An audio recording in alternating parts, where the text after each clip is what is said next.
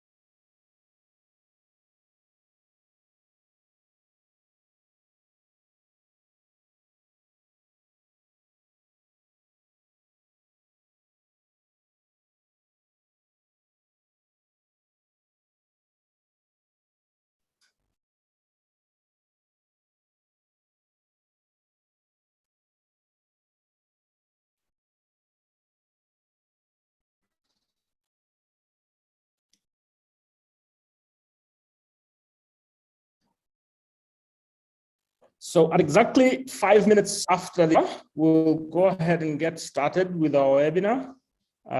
Well, our guest is in the room, and I can see lots and lots of people from South Africa, from Kenya. I've received some messages from Johannesburg, of course, Cape Town, West Africa. Yeah, I mean, it looks like we're way beyond, you know, what we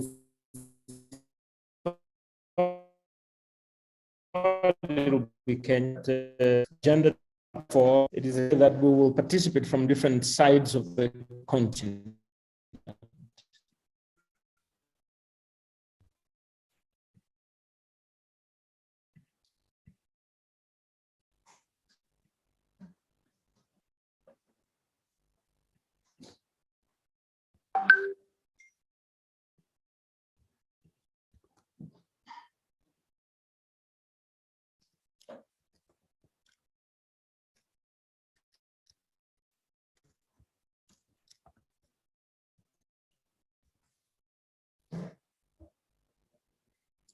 Okay, so some little challenge with the camera features for some reason, but it looks like finally I'm able to join, and I guess I am visible enough. So first of all, I to welcome everyone onto this call and give a sense of what we're trying to do. My name is Tony Omwansa, and I currently serve as the CEO of Kenya National Innovation Agency.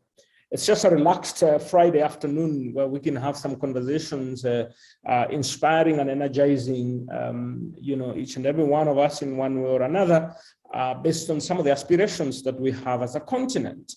and as a country in our case. So Kenya National Innovation Agency is a semi-autonomous government institution based in Nairobi, headquartered in Nairobi, with the mandate of promoting, nurturing and developing the national innovation system. And I've had the privilege of serving as a substantive CEO from September 2020.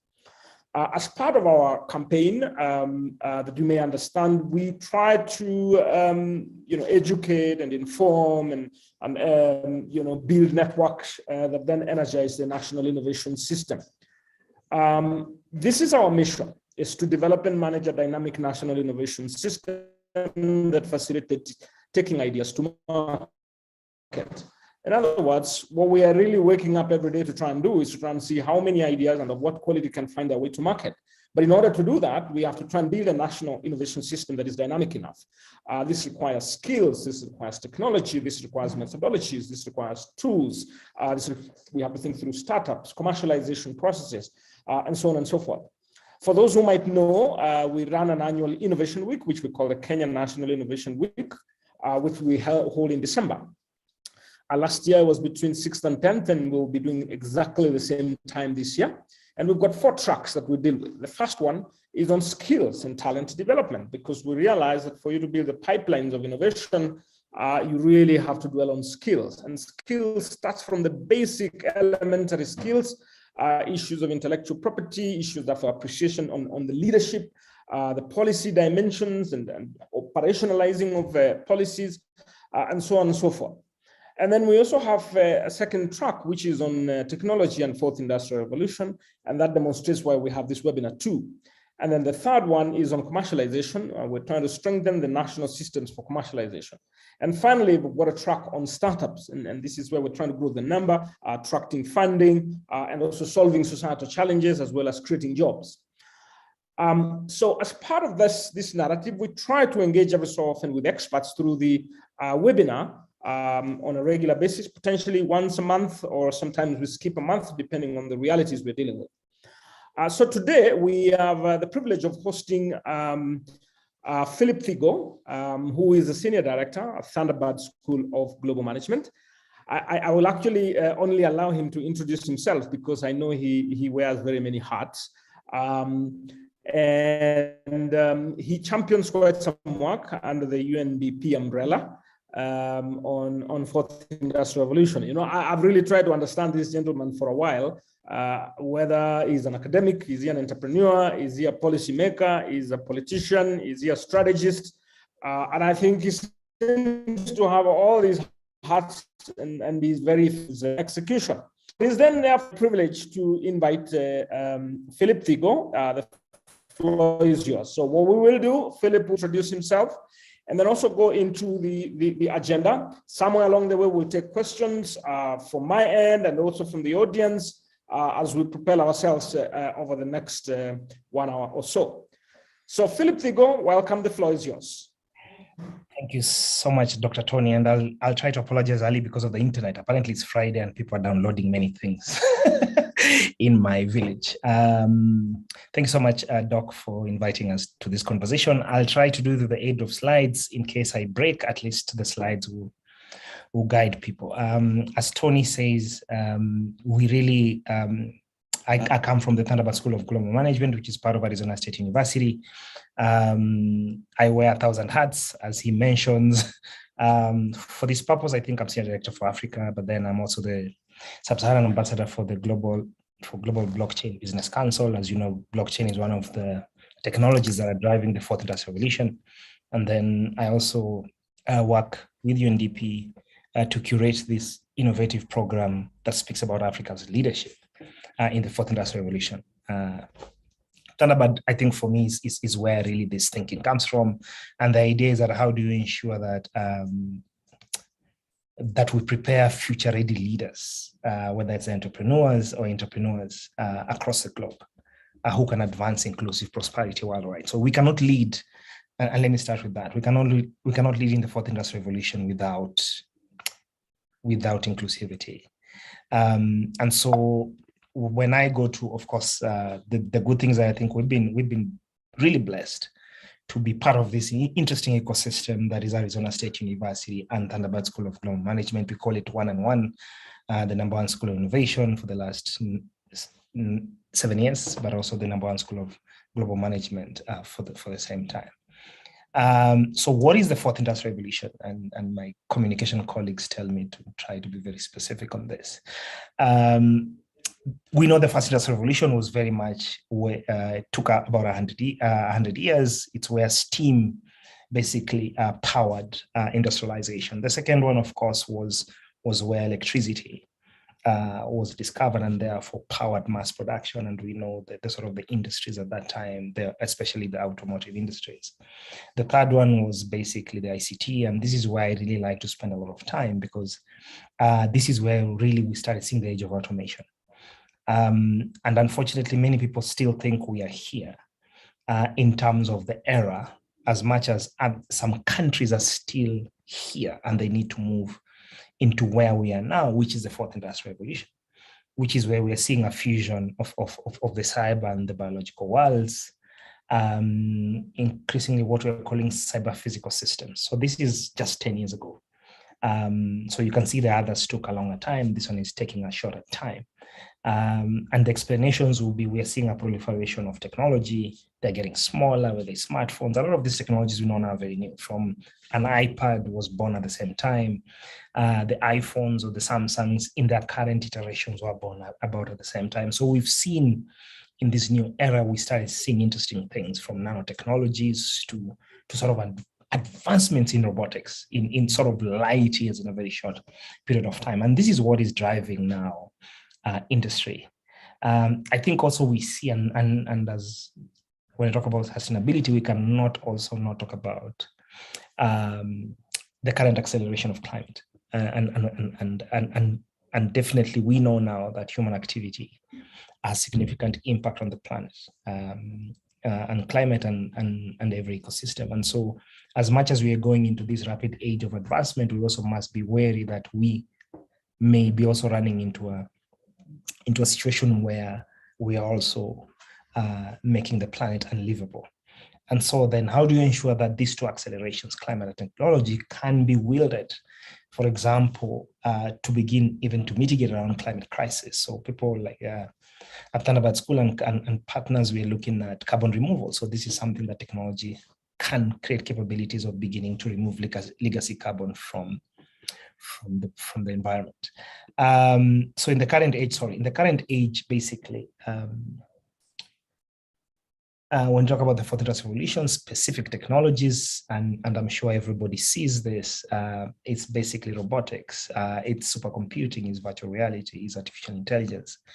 And AI, sometimes I always tell people, it's not about working with a Terminator. Is you trying to go into Google search and Google search completing your sentence based on sort of collective intelligence. It's you trying to type an email, and then all of a sudden it has learned how you normally start your emails. And I think all of us are culprits. Or I hope this mail finds you well. Now you see it just completes that without you necessarily typing it over.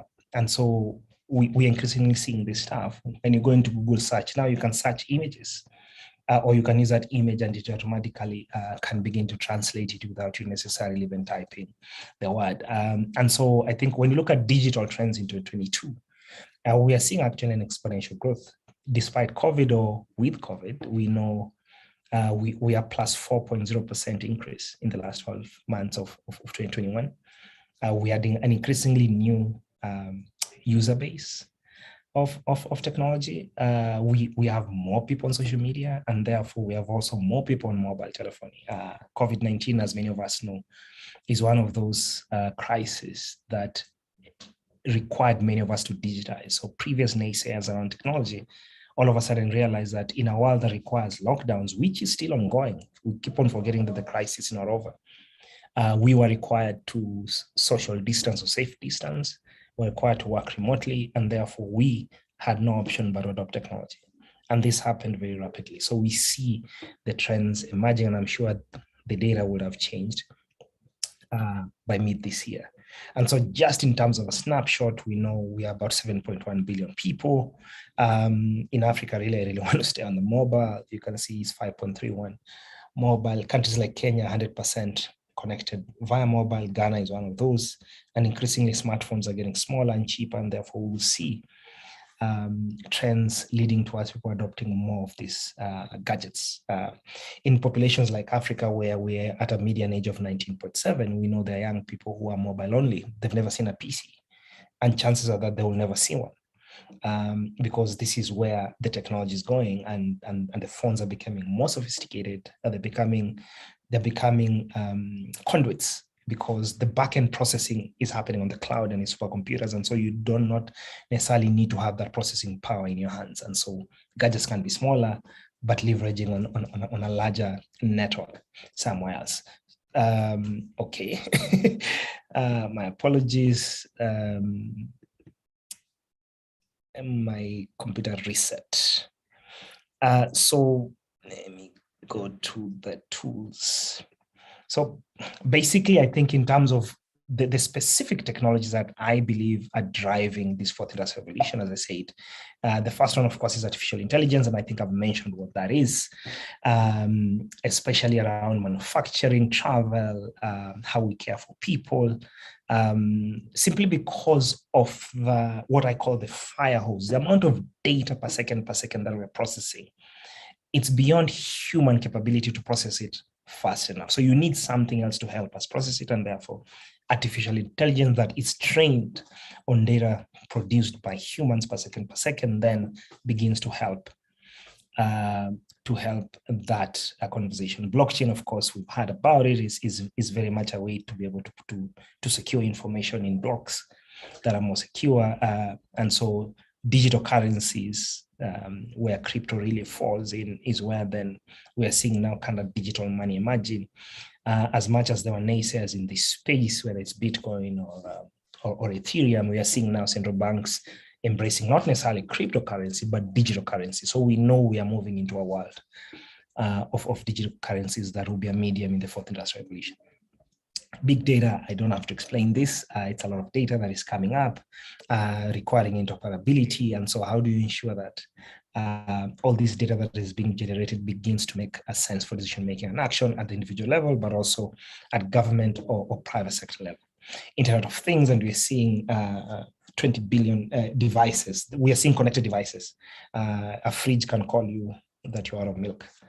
Your washing machine can tell you, you've mixed things badly. We have sensors across our city, for example, in Nairobi, that are telling us our weather quality in near real time, then enables you whether you can recalibrate how you engage with the environment or not. So we're seeing a lot of this, and they're becoming smaller and more interconnected. Quickly, let me go into this uncertainty. I call it uncertainty. How in this era of uncertainty, we know for sure that the trends that are sort of driving this era is one is globalization. We are living in a world without borders, and we are seeing threats, challenges, and opportunities around these countries are struggling. We are used to nation-state borders, but now we're borderless. So how do you operate a functioning state system, including taxes, when the world is borderless? The other one is mobility. People connect better to work now. With COVID-19, we know now this is possible. I can go to work through the internet. We are doing this webinar. I previously would probably have to pay tickets. Tony will be broke by now to get people into this room. And so you can work from anywhere. We are seeing new behaviors. People really just live in public, posting everything in real time, whether it's Twitter, Facebook, TikTok, and getting feedback in real time. Technology is advancing, as I mentioned. This is really the core of the engine, but I think the fifth one is the biggest piece.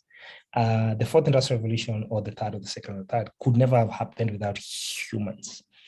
And so those humans in our case at this time are millennials. And when we say, and Gen Zs, and when we see for Africa, really, our median age is 19.7. So we are basically the generation that is driving the fourth industrial revolution, and therefore we are seeing them affecting how the world of work will operate in the future. Come COVID-19 and the crisis. From 2011 up to 2018, not much moved. in terms of mindsets. But then COVID-19, end of 2019, 2020, then we saw literally, pun intended, a virtually new world. And so in the world of work,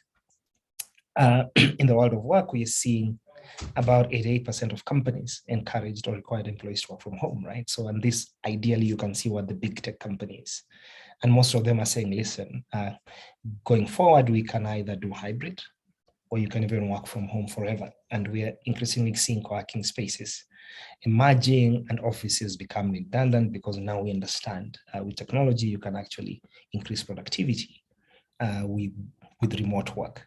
But also you can get more talent that is more diverse or global without necessarily requiring people to move over. I work for Arizona State University, Thunderbird School, and I'm based in Nairobi.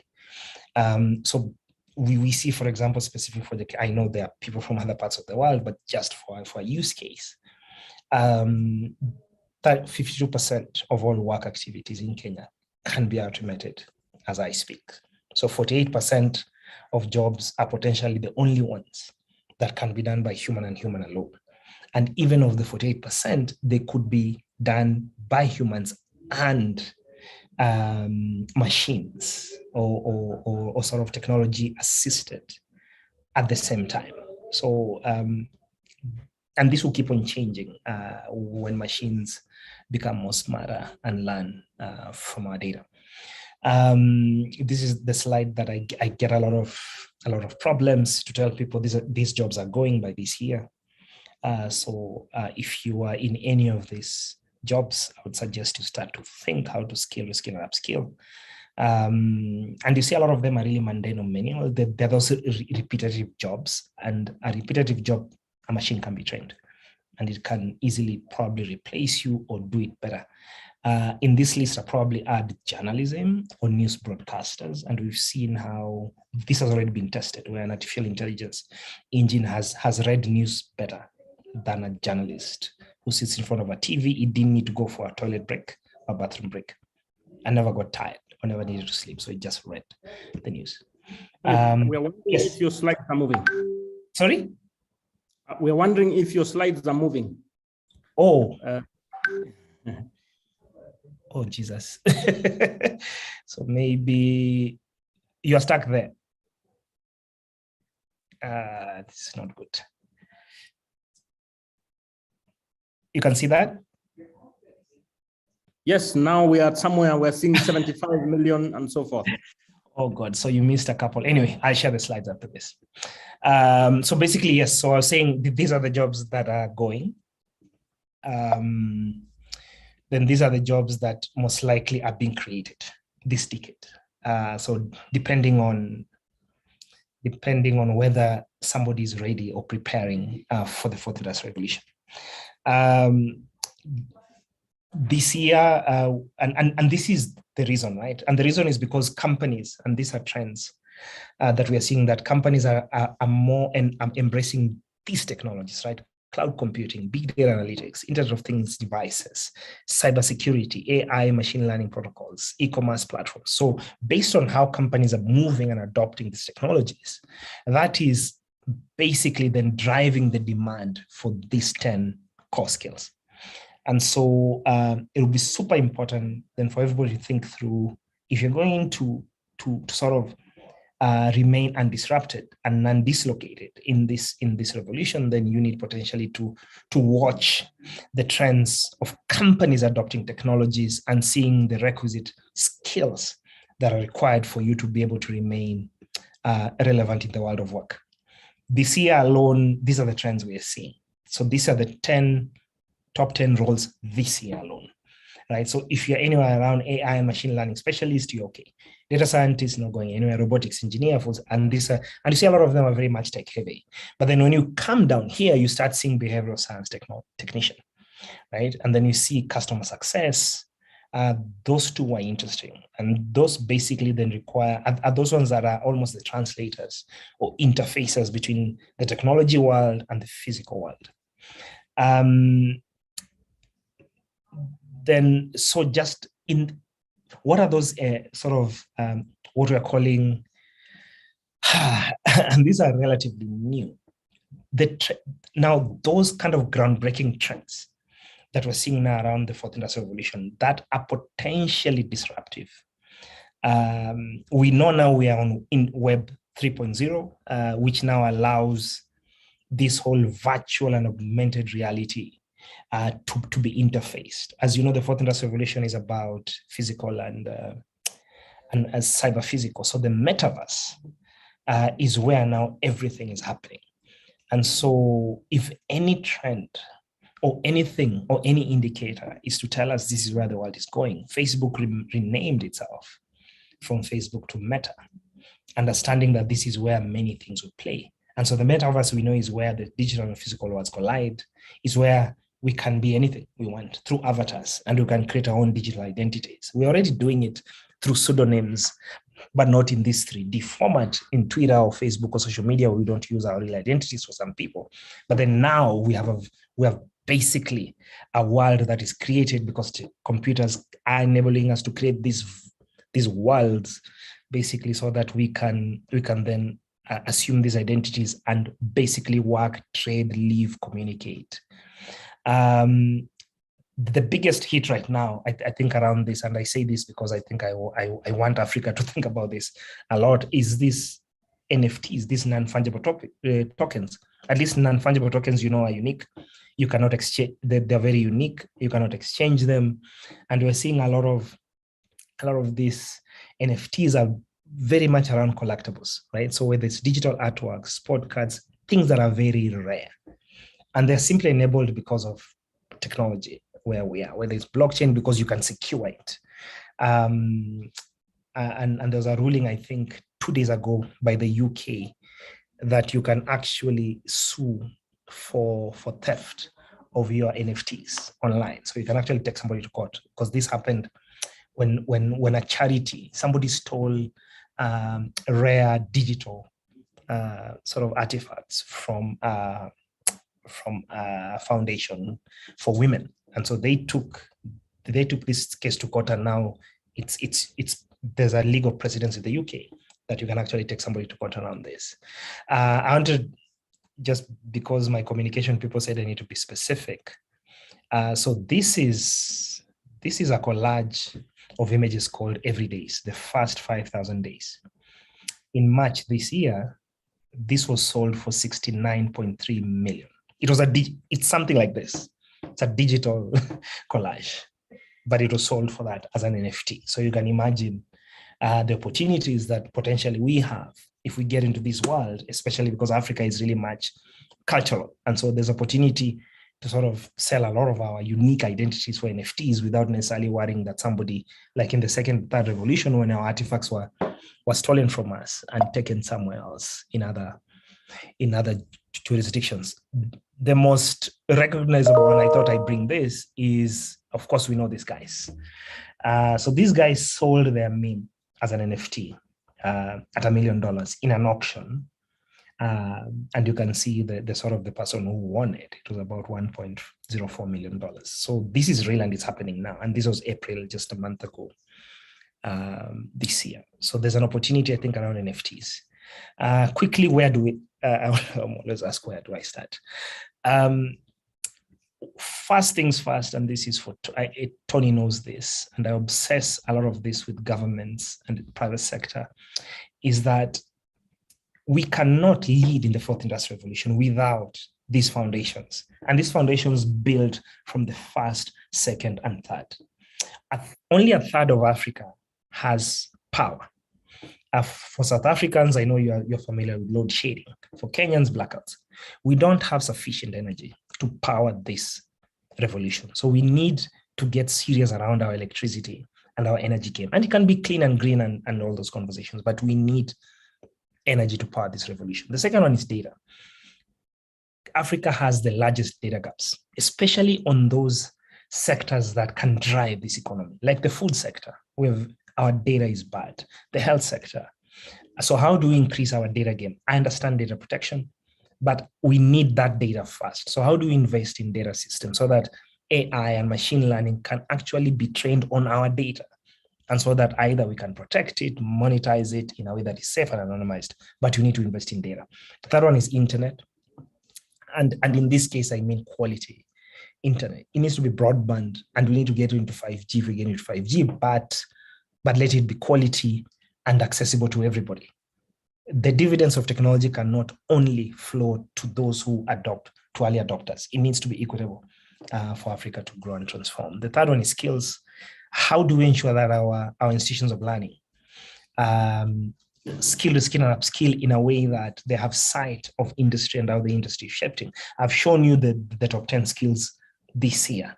Do we know any academic institution that has sight of that and is quickly recalibrating in a way that it's churning out that talent so that they can capture the opportunity, the 133 million, but also the 10 that we've seen this year? The fifth one is agile governance. Is our policy making needs to change.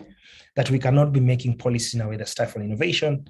We need to make policies in a multi-stakeholder environment where industry, civil society, governments, private sector, innovators sit in a sandbox environment to build policy, test it, ideate it, then lock it, so that in a way that there's agility in how we govern technology, but also how we govern with technology.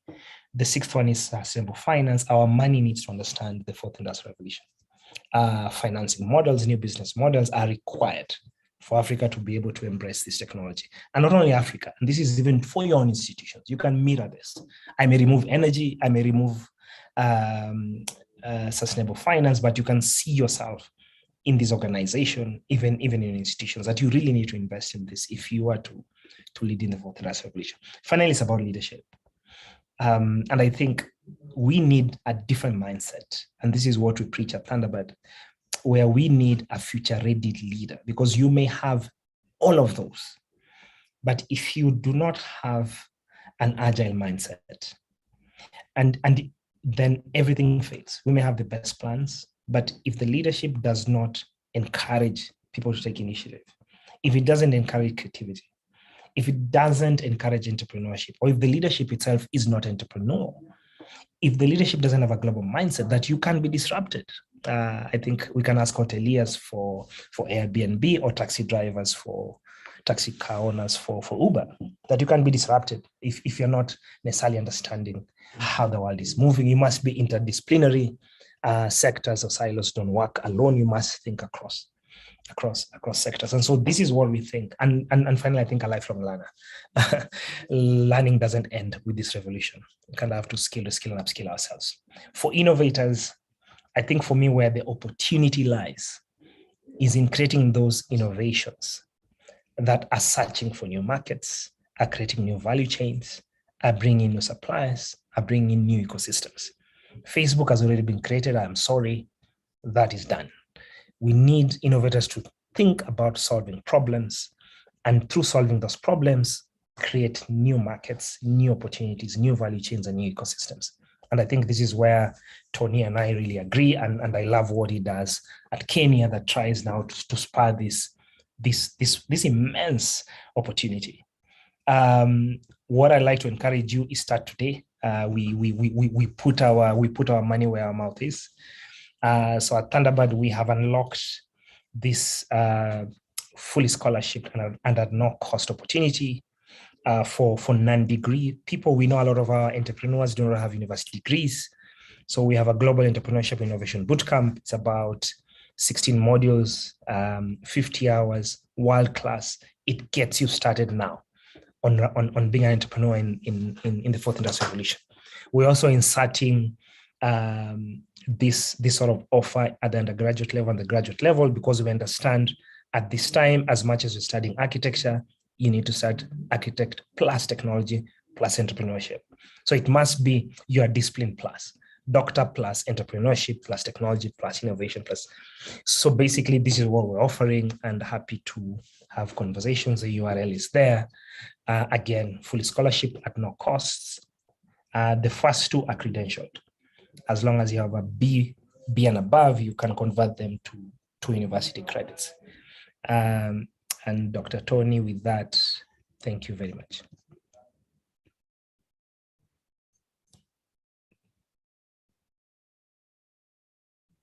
Over.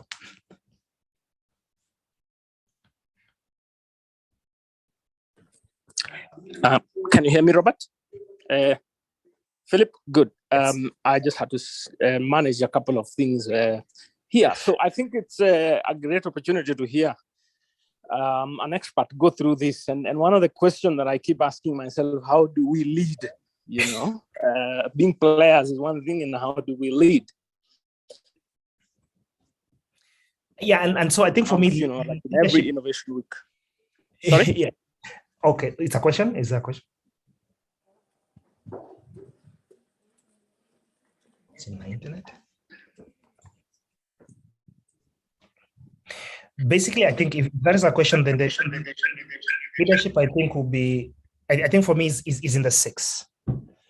In the six foundations. First of all, is we need that infrastructure, right? Because you can't lead without infrastructure. Any industry requires its infrastructure. So the six, I said data, I said the internet, I said skilling, upskilling, including an agile mindset to do that, agile governance in terms of laws and policies that enable the fourth industrial revolution and not stifle it. We've seen across our jurisdictions where governments are very quick at clamping down on new innovations, issues of sustainable financing around resourcing.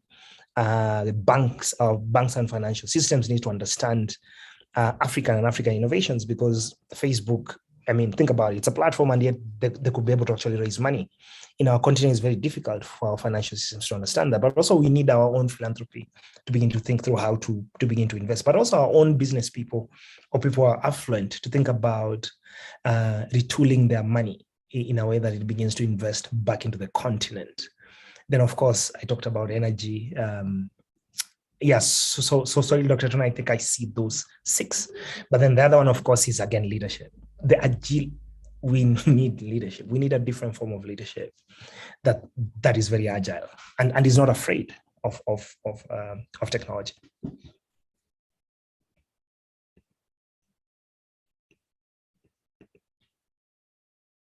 Over.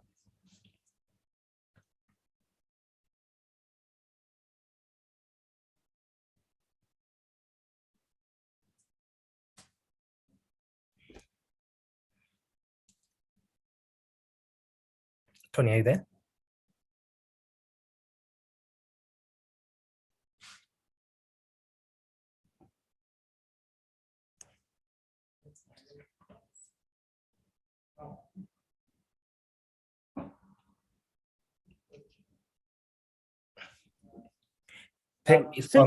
Yes. I see a couple of questions in the chat. Yeah, I'm going there now.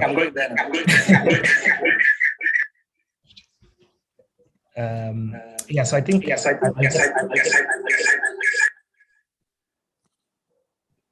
I don't know why I have echoes. Is that okay? Yeah, so yeah, okay. So I think it's fine. I think a lot of them are comments, but I'm seeing the sort of somebody's talking about multiverse and metaverse. I would stick to the metaverse. Multiverse, I think it's that's something else. Metaverse, I think for me is really where we're going, where we're seeing this the augmented. I always like to talk about Pokemon Go. So you remember when Pokemon Go was a thing where you could see people with their phones, you could try to find the Pokemon, and it was a game, and so it meshed the sort of the physical and the cyber. The other one that is really high tech is Second Life. So if anybody's in the call, happy to, if you can go on and just Google Second Life, you'll actually see it's a virtual world with property people can buy. This exchange of basically a virtual currency that can be translated into real world currency. This came before cryptocurrency. So Second Life is like 20 years old, only that now it's perfected because of technology. In terms of, I think in terms of energy, I think, yes, we have solar, but then how do you translate that in a way that then can power the revolution into the grid in a way that is affordable, consistent, it's not breaking down, and we know we are prone to blackouts. So when on Zoom calls, either your internet has dropped or you have a blackout. That's always our problem. I see the data streams. Again, I understand that, Andre, your points around how Africa is downsized.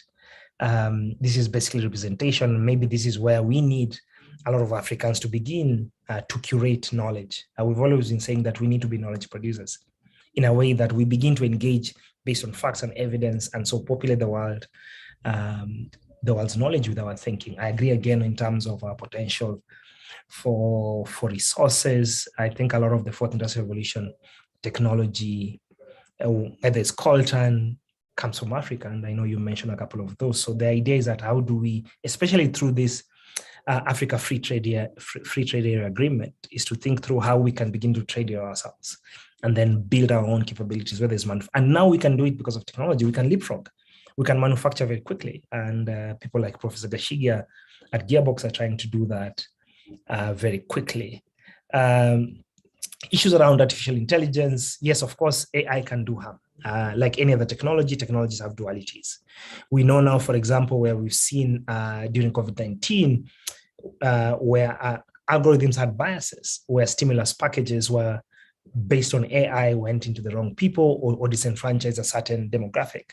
And so how do you ensure that we start having those conversations, same conversations we have in real life around human rights and fundamental freedoms, begin to move that into the virtual world to bring the same technology rights and fundamental freedoms, including how to ensure that we have ethical AI, but also ethical technology. Technologies are not maybe neutral, but their deployments are not. So that's, I think, Tony, I think I've captured as much as I can from the chat. There's someone who has sent me a text. And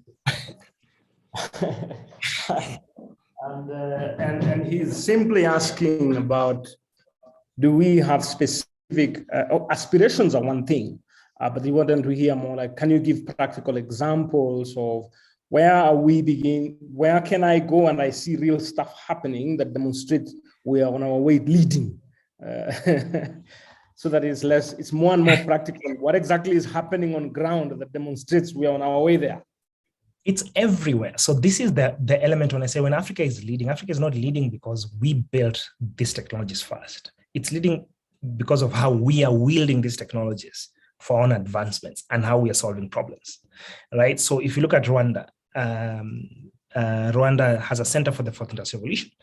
They've been working on, for example, on digital currencies. So they're combining Kenya, Uganda, Rwanda around, for the first time, ideating around digital currencies. Kenya and Rwanda, again, we saw robots during COVID-19 that were deployed to, whether it's safe distancing or measuring people's temperature or telling people to wear masks, because artificial intelligence could actually tell whether you're wearing a mask or not. Here around food systems, there are a lot of sensors in farms with Waneka Fund, again with Gearbox. We've seen how these frugal innovations are being deployed with Kuza Biashara. It's one of those companies around agriculture, Kuza.1, if you have time to look at it, where, for example, they're using artificial intelligence to deploy micro-learning.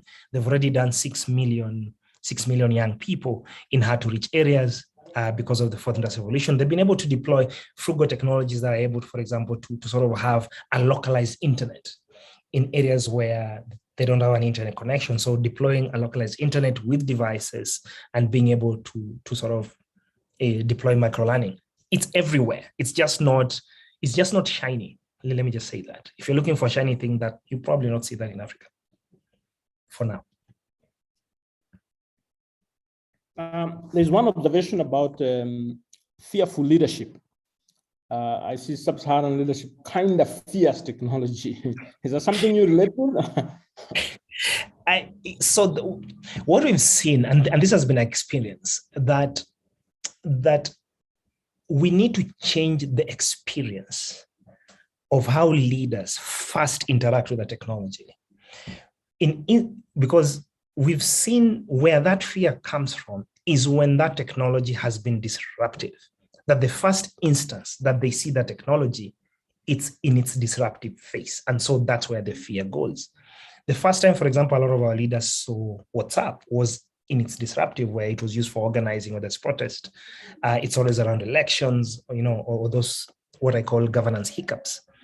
Drones, I will not mention the country. It was to the extent when a drone flew in a presidential flew in a presidential security cordon. That's the first time the drone was seen, and therefore that was the first instance. And even though drones had capabilities for jobs, but then that was the posture. And I can mention many. Arab Spring, it was Facebook. So if you go up north, that was the first instance that those governments had an encounter with that technology. What we need to change is that experience. Is how do you create this multi-stakeholder ecosystem? And that is what I think Kenya Innovation Agency and the Kenya Innovation Week is trying to do, is create that, is enable that co-creation, where governments interact with technologies and then shape how those technologies can be deployed without necessarily meeting them on the first instance in their disruptive phase. Great, thanks. Great to have all this wisdom. Just one more question, and then we'll see if there's any other. Let's bring it to innovation now that you've just mentioned Kenya National Innovation Agency and the Innovation Week. Do you see this problem of technology equals to innovation? And how do we sort that out? It is a mindset, my brother. I think, and that is a problem. That unfortunately, many of those who have an innovation mindset are people within the tech world. Again, as I said, early adopters, right? So the dividends always flow to early adopters, and in most cases, they're the ones who define that type of space. So in most cases, there's that problem where technology equals innovation. And this is why we see a lot of the failures, where there's technology determinism, where people think a technology will fix a problem. You and I know that doesn't work. And so this whole issue of creating this multi-stakeholder, interdisciplinary or transdisciplinary environment where we have the content experts or the subject matter experts work with technology experts to find a way then to co-create a solution. Otherwise, you find, as you say, to a hammer, everything is a nail, right? So and I've seen this. Techies think I'll deploy an app and all of a sudden it will fix maternal healthcare. It doesn't. If I don't work with nurses, if I don't work with doctors. And so we need to change that narrative, but also we need to deliberately, and this is what I think Kenya is doing, deliberately force that interaction, because ideally these sectors don't meet. So how do we ensure that they meet? I will keep getting disconnected every so often. No problem. I think I've captured the questions that came my way. Let's see if there's any other. Otherwise, we'll be ending soon. There's a last comment there about transformation facilitators understand technology, don't have to innovate. They have to bring complex into simplicity. I think that's great. So maybe my final comment, and I'm going to turn my camera on and I say, you are leading the track on technology and OIR at the Kenya Innovation Week. What do you have for us coming December 6th to 8th this year? So this year, I think in the first year, we were basically looking at the trends, challenges, and prospects. This year, we are very keen in terms of, as to the question that was asked, is what practically can we showcase on how the fourth industrial revolution is transforming lives and livelihoods, not just leading, because you can lead, but then if there's no transformation equated with that leadership, there's a problem. So instances around how do we begin to democratize, for example, satellite data and Earth observations and the space economy.